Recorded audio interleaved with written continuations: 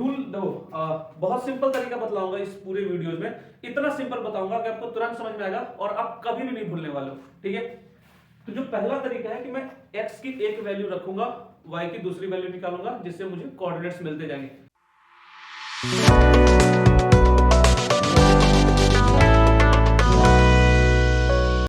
तो कैसे हो बच्चा पार्टी। आज जो हम टॉपिक लेने वाले हैं वो है क्लास 10th का linear equation in two variables. तो चलो, तुम्हारी बोर्ड एग्जाम्स आने वाले हैं, बात करते हैं कुछ टिप्स और ट्रिक्स की, ताकि तुम्हारे बोर्ड एग्जाम मस्त जाने वाले हैं। इसके पहले कि हम आगे बढ़े, आप हमारे चैनल को सब्सक्राइब कीजिए और बेल आइकन को जरूर प्रेस कीजिए, ताकि आपको हर वीडियो की नोटिफिकेशन मिलती रहे। तो इस चैप्टर की तो जो पहले बेसिक कॉन्सेप्ट है वो बात करते हैं, उसके बाद हम क्वेश्चंस पे चलते हैं। बहुत ऑब्वियस है, नाम पढ़ने से ही पता चल रहा है कि इस चैप्टर में क्या हैंडलिंग होने वाली है। Linear equation in two variable, her word का अपना मीनिंग है। लीनियर का मतलब क्या हुआ? लीनियर का मतलब है कि जो भी इक्वेशन हम लिखने वाले हैं उसकी जो ग्राफ आने वाली है वो एक लाइन आने वाली है। लाइन से लीनियर बन गया मेरा। अब लीनियर इक्वेशन का जो इक्वेशन होगा वो कैसे पता चलेगा कि इस इक्वेशन की जो ग्राफ बनने वाली है वो लीनियर ही बनने वाली है? तो देखो, रूल क्या कहती है, अगर इक्वेशन की पावर 1 है तो उसकी जो ग्राफ बनेगी वो लाइन ही बनेगी। तो अगर मैं इस तरीके का इक्वेशन लिखता हूं, 2x plus 3y is equal to 6, ठीक है, इस तरीके का इक्वेशन लिखता हूं तो इसकी पावर कितनी है? 1 है। पूरे इक्वेशन की पावर 1 है, तो ये पूरा इक्वेशन क्या है? लीनियर।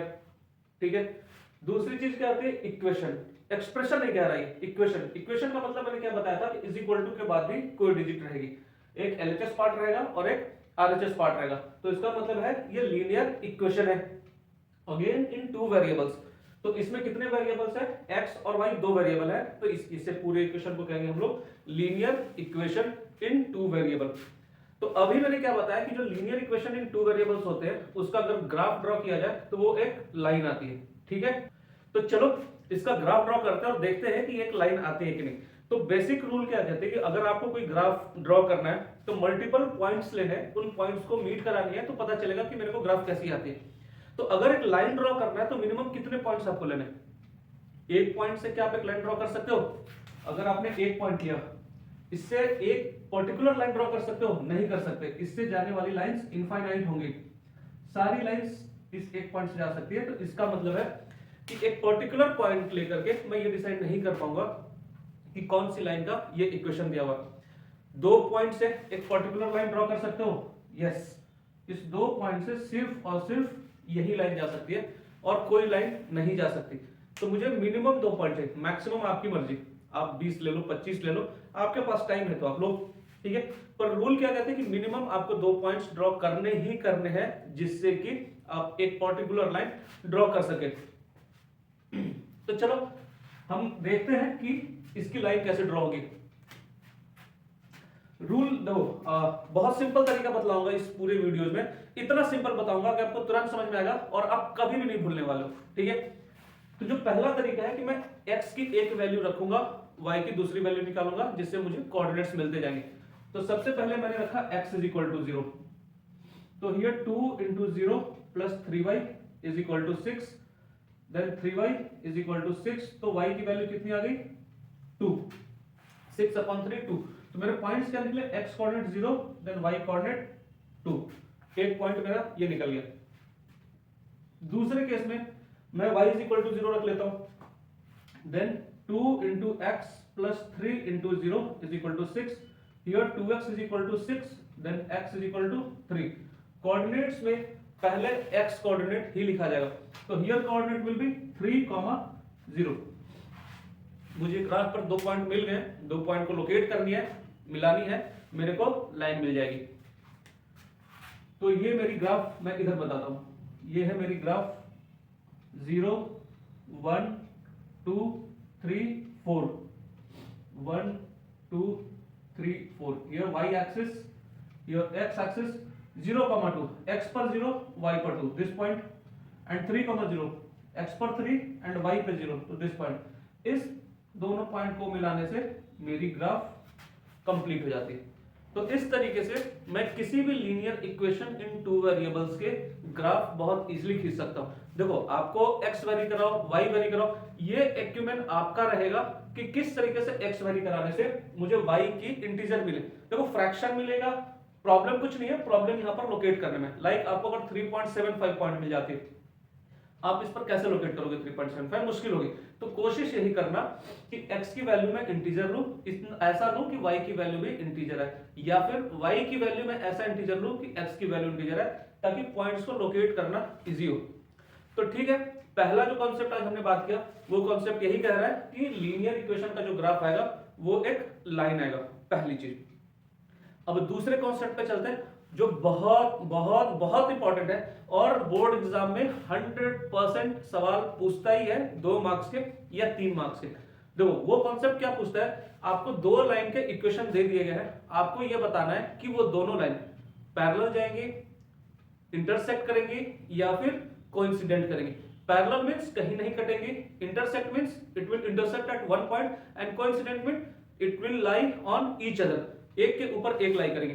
देखो सिंपल है ना, लाइंस या तो पैरेलल जा सकती हैं, ठीक है, या फिर इंटरसेक्ट कर सकती है, या फिर एक के ऊपर एक आ सकती है। तो कैसे पता चलेगा? तो इसका एक बहुत जबरदस्त ट्रिक बतला रहा हूं आपको, ठीक है। ऐसा ट्रिक आई बेट कि इसको किसी भी YouTube चैनल में आज तक नहीं बताया गया होगा। मैं आपको इसका एक बहुत जबरदस्त ट्रिक बतलाता हूं कि कैसे इसको अंदाजे से बताया जाता है, ठीक है। तो आप लीनियर इक्वेशन का इक्वेशन देख रहे हो किस तरीके से लिखा हुआ है, 2x + 3y = 6। तो इसका जो एक जनरल इक्वेशन है, जनरल इक्वेशन लीनियर इक्वेशन का कैसे लिखा जाता है, ax + by = c, या तो आप ये कह लो, या फिर ax + by - c = 0, या तो आप ये कह लो, ठीक है। बेसिकली बुक्स में आपको इस तरीके से लिखा मिलेगा, ठीक है। तो चलो चलते हैं, हमारे पास लेट्स सपोज 2 इक्वेशंस है। 2 इक्वेशंस क्या क्या है, a1x + b1y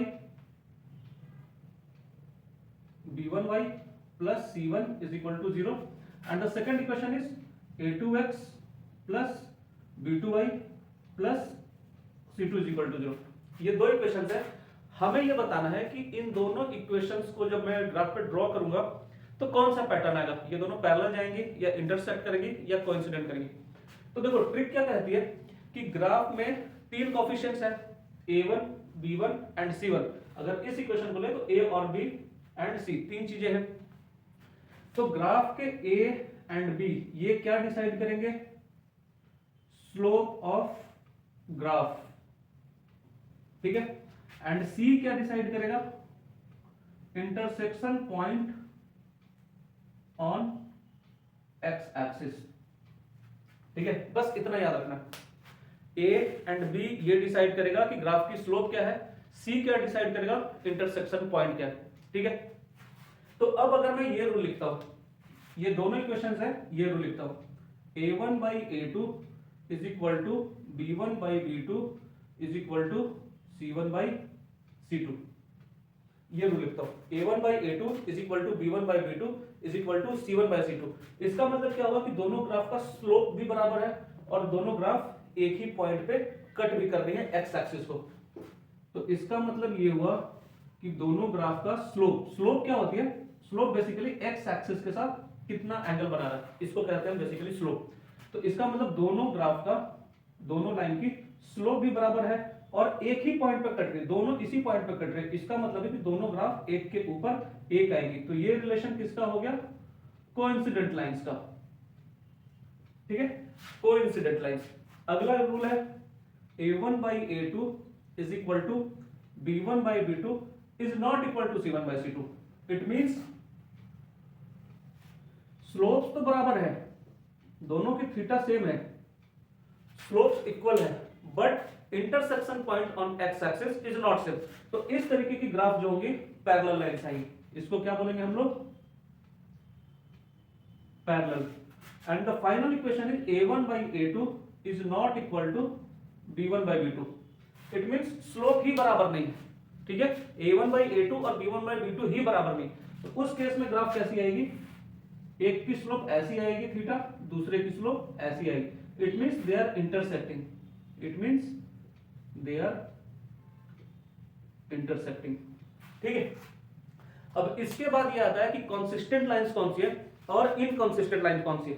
तो देखिए बहुत सिंपल रूल बतला रहा हूं, कंसिस्टेंट मींस लाइफ में कभी भी वो एक बार मिली होंगी, ये तो पूरी लाइफ ही मिल रही है, इसका मतलब क्या है कि ये कॉन्सिस्टेंट है, इसका मतलब क्या है, ये कॉन्सिस्टेंट है, ये कभी नहीं मिल रही है, ठीक है।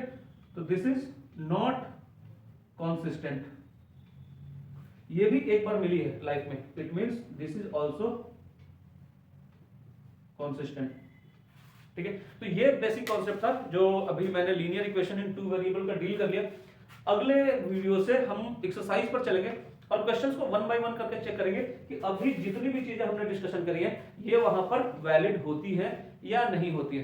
तो प्लीज चैनल को सब्सक्राइब कीजिए ताकि आपको वीडियो हर रोज मिले। बहुत अच्छे ट्रिक्स बताऊंगा, बहुत अच्छे टिप्स दूंगा जिससे कि आपकी 10th एग्जाम्स बहुत मस्त जाएगी, मैथ्स आपकी बहुत सही कर दूंगा मैं। Thank you and have a nice day.